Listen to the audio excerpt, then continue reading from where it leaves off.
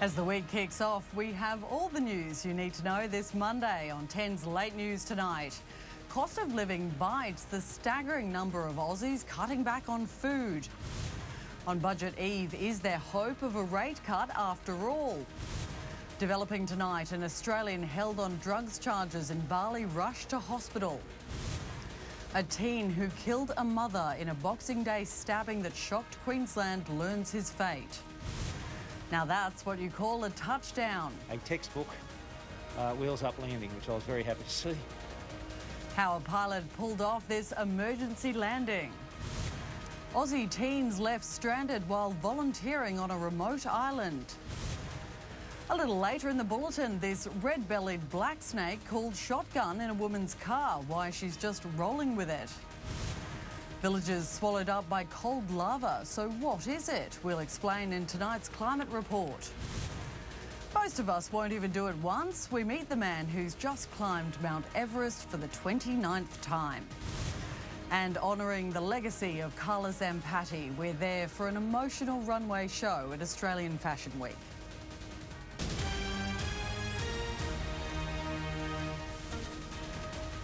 Welcome to 10's Late News with Ursula Heger.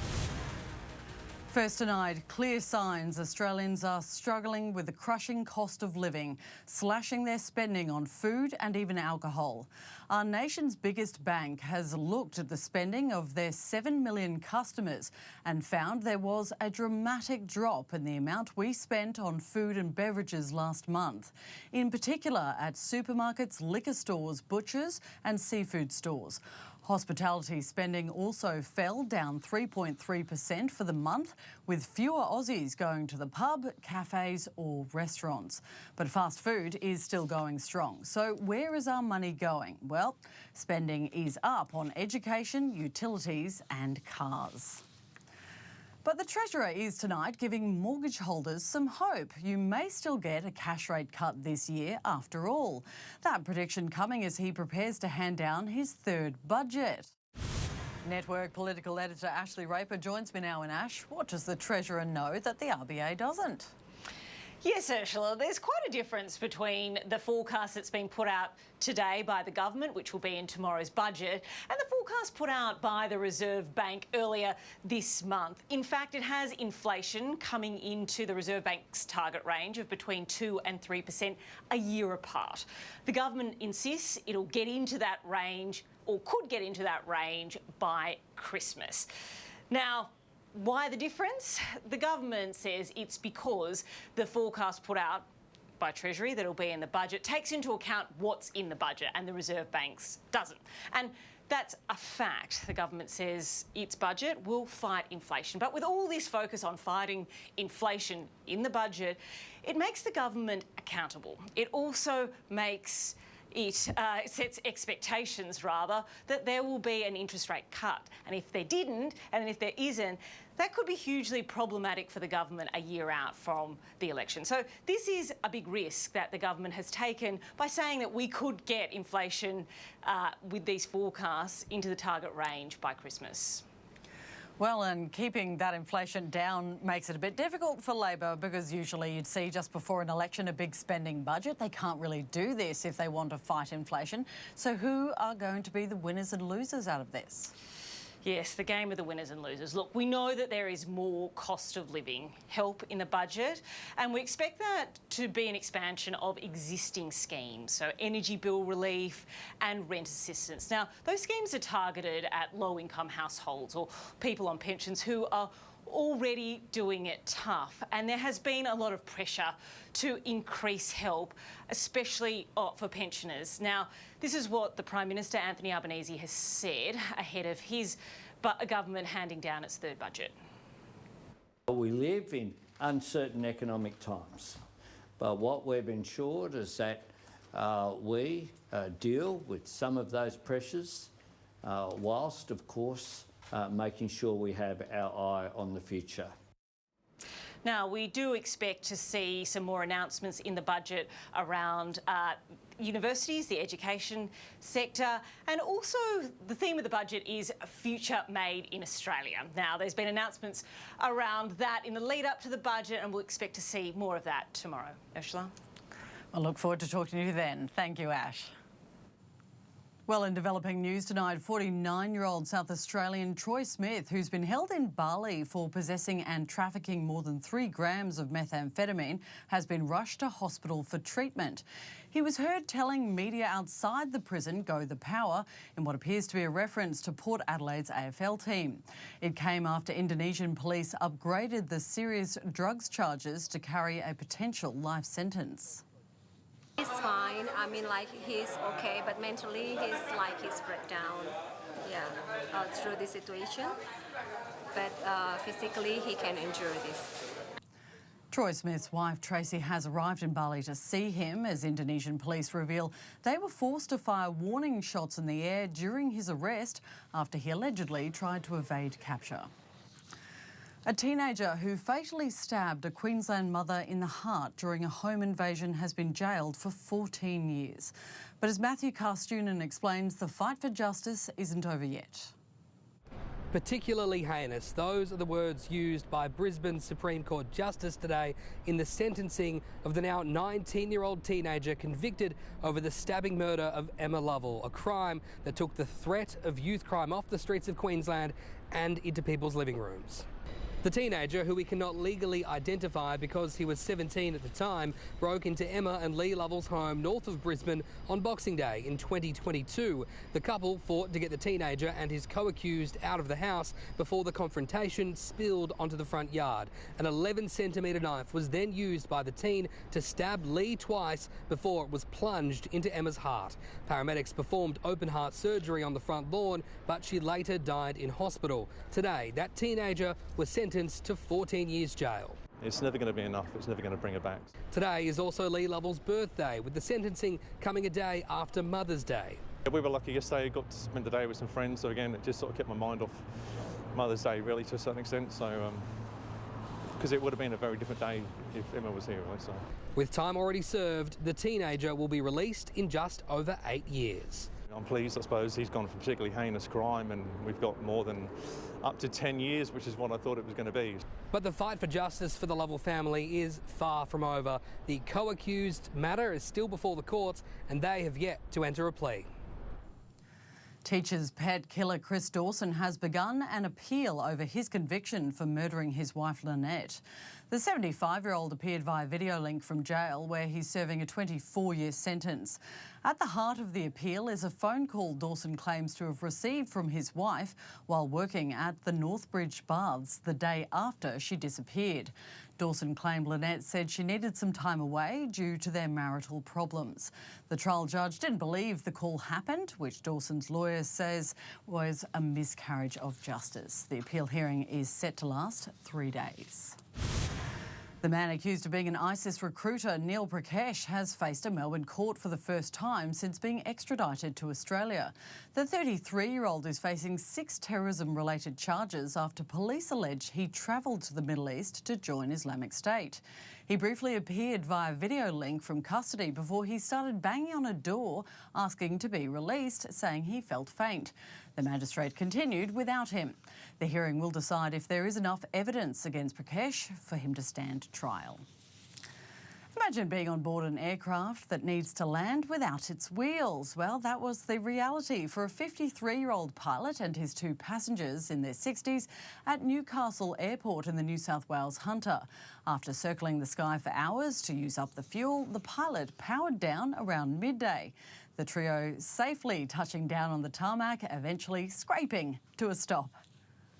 We made a textbook wheels up landing, which I was very happy to see.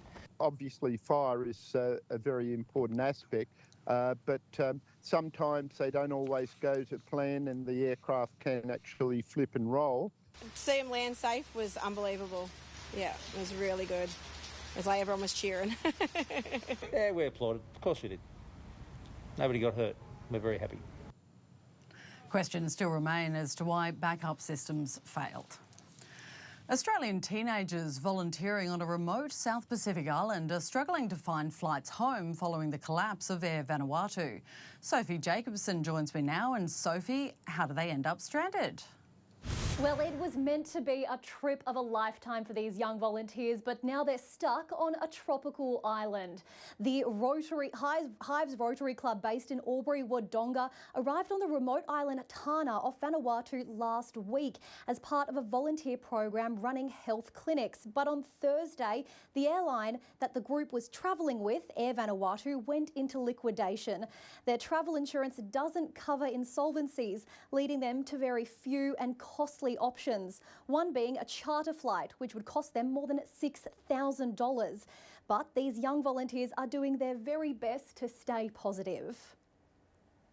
They are absolutely loving it. I mean, the whole idea of being stuck here doesn't really scare them. And of course, we want to know how we're getting home. We believe in fate in the Hive Rotary Club, and we believe that if we help someone, someone will come and help us. But until they do secure a way home, they say there are plenty of communities in Vanuatu that they want to offer their health clinics to. Ursula? Certainly doesn't sound like a bad place to get stuck. Thanks, Sophie. Well, stay with us. Up next on 10's Late News this Monday. Why children are missing up to a month of school a year, the signs parents should look out for.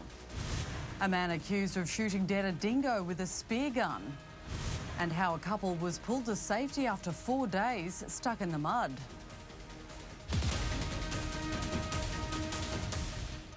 How hard is this dish? It's around a 10 out of 10. What is going on here? You can do this, okay? Who will turn disaster into Master Chef magic? I'm absolutely blown away. 7:30 tomorrow.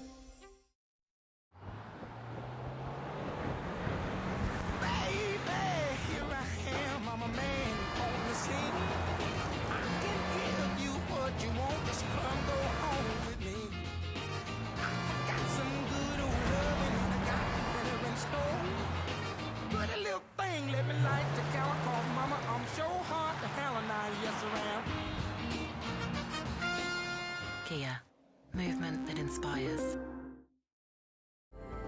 The Northern Territory is different in every sense. Visitors come to meet a local, to meet a champion, a Territory champion. Congratulations to this month's Territory champion, nominated by a visitor to the Territory. If you're a visitor and experience champion customer service, then you can nominate them at territorychampion.com.au. A Territory champion is awarded monthly, proudly sponsored by 10 Darwin. Listen up, Australia. This message saves lives. Bend the boat. Shop the gate. Teach your kids to swim. Decide what you make. Learn how do we resuscitate. Kids Alive, do the fly. Find our resources at kidsalive.com.au.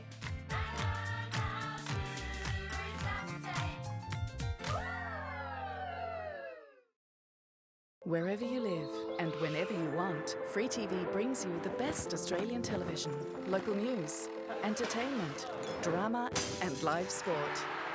Our programming and advertising is guided by the Commercial Television Industry Code of Practice to meet community standards and help viewers make more informed choices about their viewing.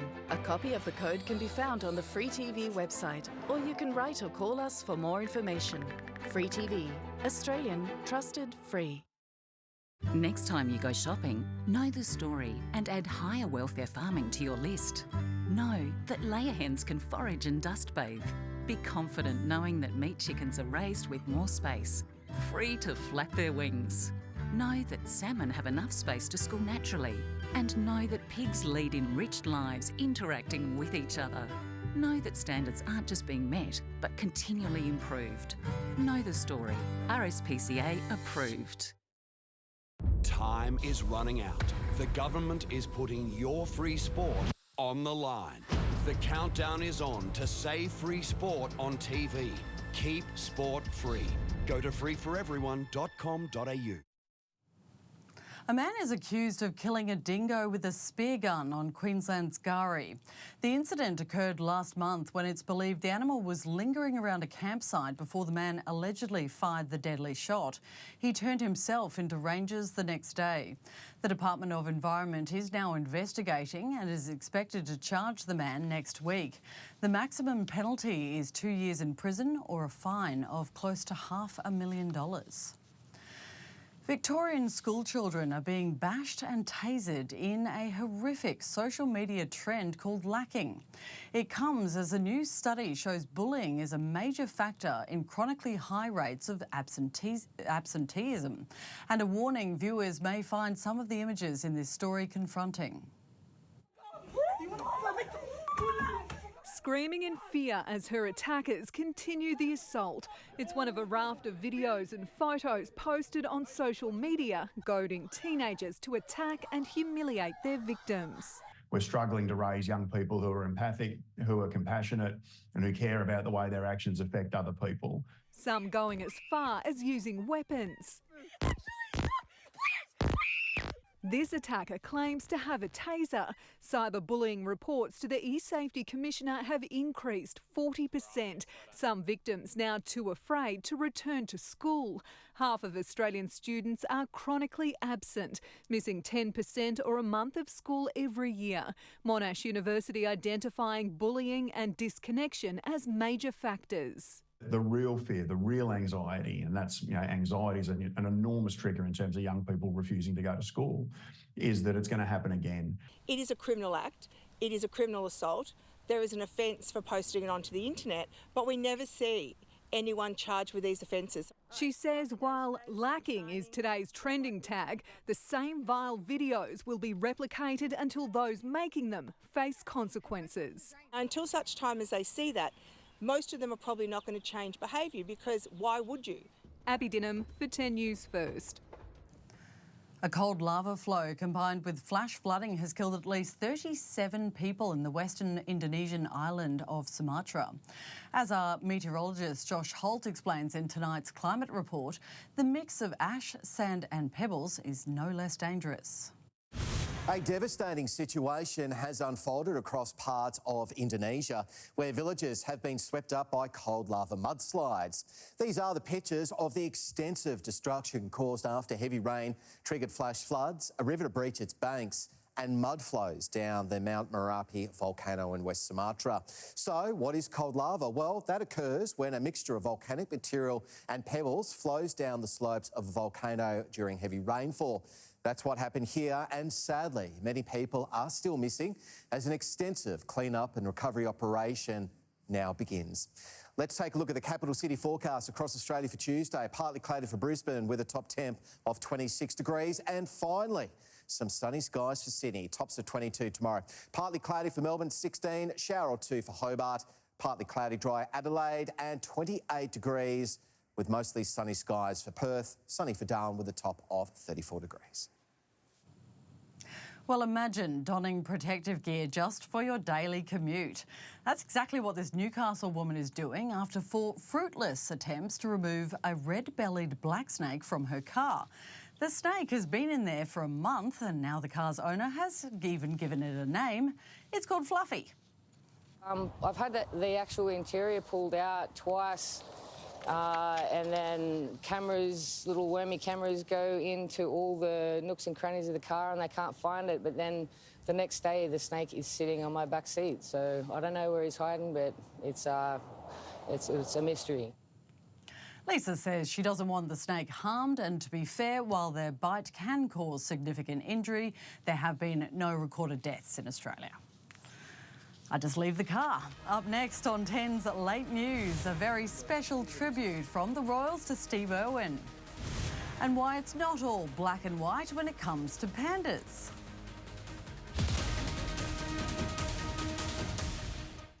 I am obsessed with game shows. Can this TV quiz wizard his lucky shirt? This could be your strategic advantage. Win big. This is a once-in-a-lifetime opportunity, and it's got to be 6 o'clock tomorrow on 10 and 10 Play. At Hibiscus Shopping Town, parking is a breeze. Come shop at one of our many specialty stores or grab a bite or coffee to go. Friendly service, great atmosphere and good vibes. Hibiscus Shopping Town. Open every day.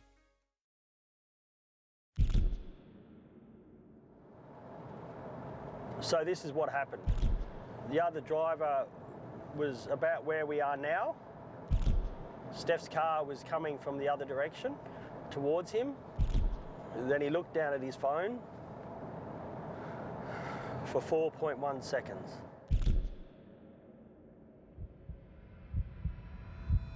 Enough time for him to cross the other side of the road and crash into Steph's car.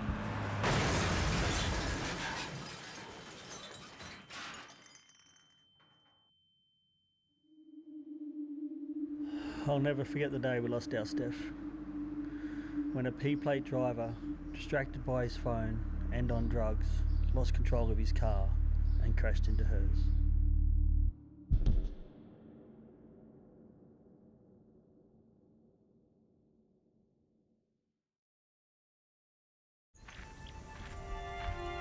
This is an advert about hunger. For years, things were getting better, but now things are getting much worse again. Because this time, the droughts are more devastating. Wars and conflicts are forcing us to flee our homes, leaving everything behind with no way to get food. As the climate crisis gets worse, extreme weather destroys our villages and crops, making it impossible for us to survive. And millions of children around the world are facing starvation. That's why we need your help. You can give hungry families the support they need to survive. And stop children dying from hunger. Please, donate now to save the children.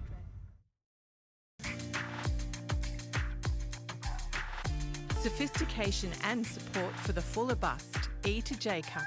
Available at Sarah Lynn Lingerie and Fashion Boutique, Shop 3, Milner Plaza, Bagot Road, Milner. The world's biggest show has come down under. NCIS Sydney. Wednesday after MasterChef. Hands on your head! Welcome to Australia. You gotta forgive me. NCIS Sydney. Wednesday on 10 and 10 Play. Welcome back. Well, a couple has been rescued after spending 4 days bogged in a remote part of WA. Seasoned South Australian travellers Carl and Rose had been on holiday visiting family when their ute became stuck in the mud on the Nullarbor. The couple in their 50s activated a personal locator beacon, which sparked a major land search. Police Air Wing found them the following day. You guys look like you're in a bit of a spot of bother. Yeah, mate, we've been here for 4 days now. Yeah, pretty well bulked. Police have praised the couple for staying with their ute and being so well prepared. Well, now to a feat that's enough to make you tired just thinking about it. This is Cami Rita, a 54-year-old Sherpa who's just broken his own world record after climbing Mount Everest for a staggering 29th time. He's conquered the world's highest peak nearly every year since he first began as a guide in 1994 and has earned himself the nickname Everest Man. You can understand why. And from one high achiever to the next, this is the moment two skydivers became the first people in the world to successfully fly through London's Tower Bridge in wingsuits. If that wasn't already tricky enough, the duo from Austria had to first jump from a helicopter about 900 metres above the River Thames.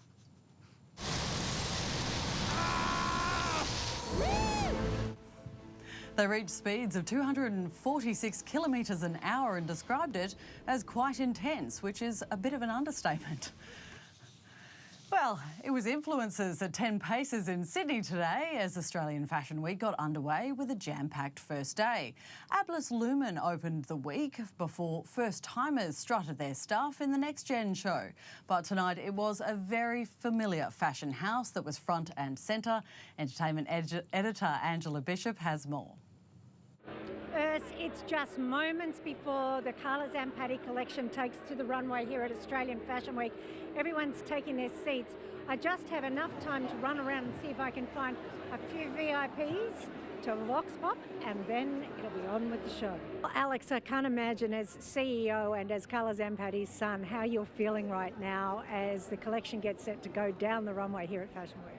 Oh, look, it's an incredibly exciting moment. We've been waiting for this for 3 years, and it's it's finally giving us the opportunity to honour her legacy. Wonderful to be wearing her clothes, coming to her wonderful show this evening, and that her legacy lives on. She was a trailblazer in so many ways, not only as a role model, but as someone who really put Australian fashion on the map. After Carla's death, you know, everyone was wondering how can the brand live beyond Carla, because she was such an icon and so loved.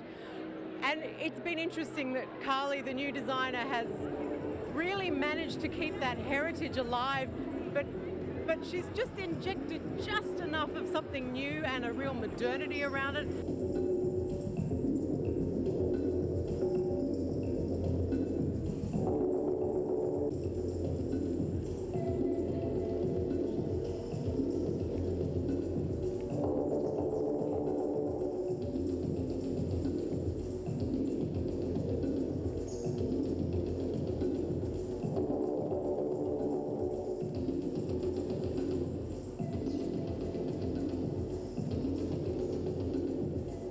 As you can see, that thunderous applause meant it was the thumbs up for new creative director Carly Unger, who was walked down the runway by Carla Zampatti's son, Alex. An emotional night, but also lots of great fashion. Back to you. Thanks, Ange. Well, the Prince of Wales and the crocodile hunter have more in common than you might think. At the Steve Irwin Gala in Las Vegas, Prince William shared a special message praising the late environmentalist for his work and talking about their shared passion for conservation. Tonight is all about conservation and continuing Steve's global mission to protect life on our planet. His dream was to have the cleanest water, the freshest air, and wildlife in abundance. The Wildlife Warriors charity was set up by the Irwins in 2002 and is working alongside Prince William's Earthshot Prize to fund global conservation. Well, you've heard of the black and white giant panda, but how about its even rarer offshoot, the brown panda? This particularly inquisitive one was the first spotted in the wild in China's Qingling Mountains for 6 years. The panda subspecies was first discovered in 1985 and is thought to be the result of genetic mutations. There are believed to be around 200 to 300 left in the wild. Well, that's all the news you need this Monday, the 13th of May. I'm Ursula Heger. Thank you so much for joining us on 10's Late News. We will bring you all of tomorrow's news from 10 from midday.